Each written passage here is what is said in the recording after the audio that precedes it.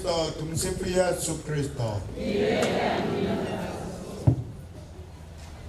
Tunamshukuru Mungu tunapofikia nafasi hii sasa ya kukamilisha kuweka nukta na mkato katika wiki yetu ya neema hapa jimboni Moshi. Tuko hapa katika vikarieti hii ya hapa Hai, tukiwa tunasimama kwa niaba ya wenzetu wote wa vikarieti ile ya Moshi, ile ya Rombo na ile ya Vunjo, kama tulivyokusanyika katika wiki nzima katika ile dhamira kubwa tuliyokuwa nayo, nafasi yake Roho Mtakatifu katika kupiaisha maisha yetu.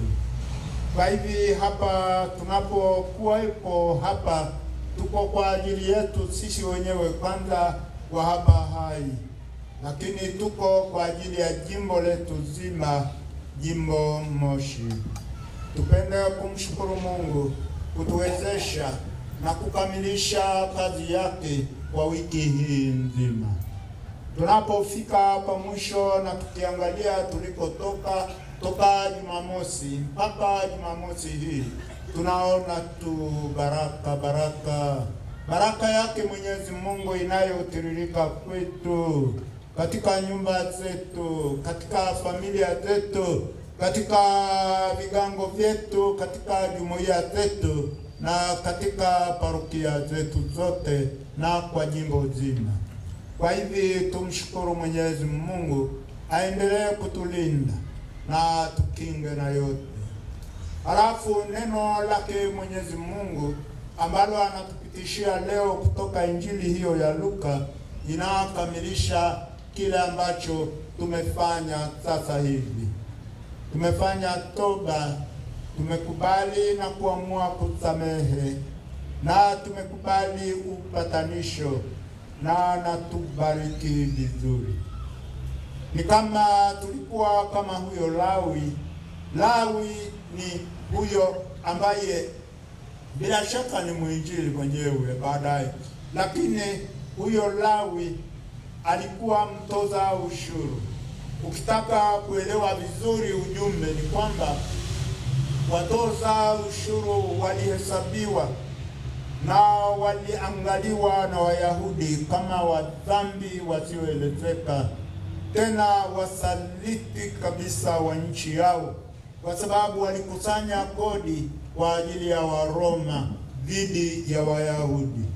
Kwa hivyo walionekana kuwa wadhambi wa mwisho kabisa. Si mnaona katika simulizi lote jinsi wale Mafarisayo walivyoona wakaja sasa pale. Unaona wenyewe wanajiona ni watakatifu sana. Wakaja badala ya kumuuliza Yesu, kwa nini unafanya hivi? Kwa nini unakula na hao watoza ushuru?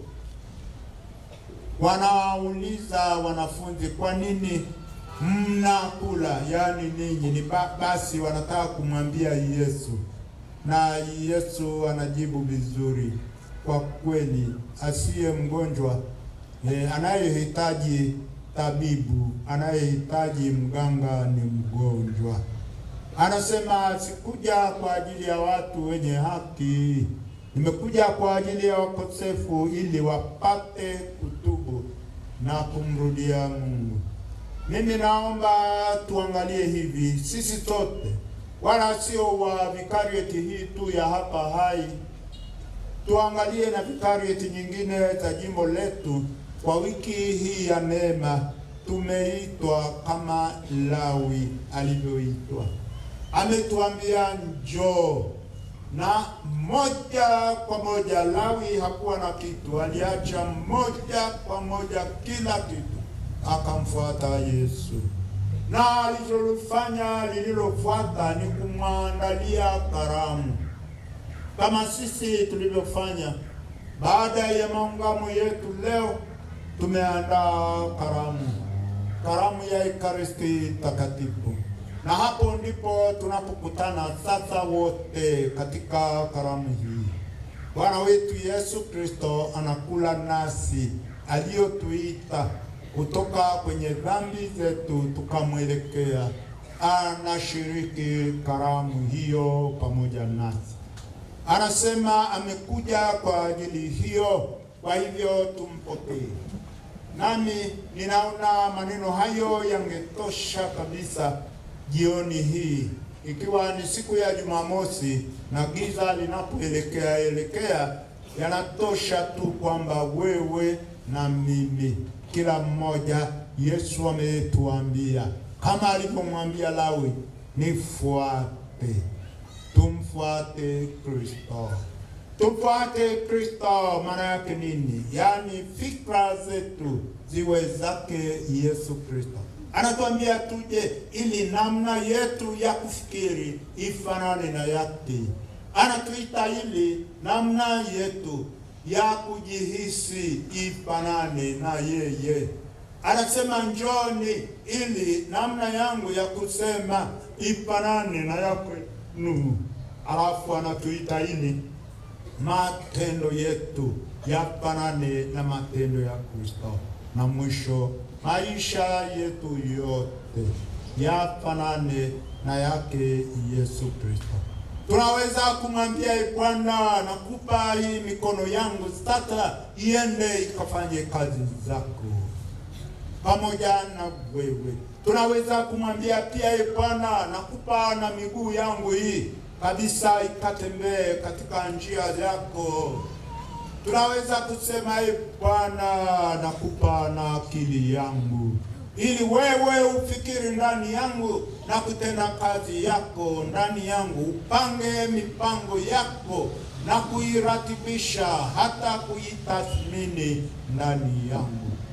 Na zaidi ya yote ninakupa moyo wangu, yaani nafsi yangu yote, ili wewe Yesu Kristo wapende watu wote ndani yangu. Wapende watu wote ndani yangu na uwatumikie. Unijalie kuwa mdau hodari katika kanisa jimbo Moshi.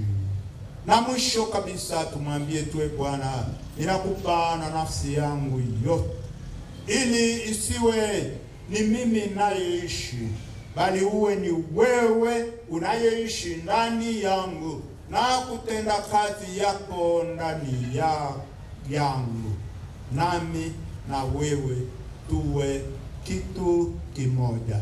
Tutembee popote pale pamoja nawe, tukale pamoja nawe, tukaimbe pamoja nawe, tukahudumu pamoja nawe, na yote yawe kwa sifa na utukufu wake Mungu. Amina. Amina.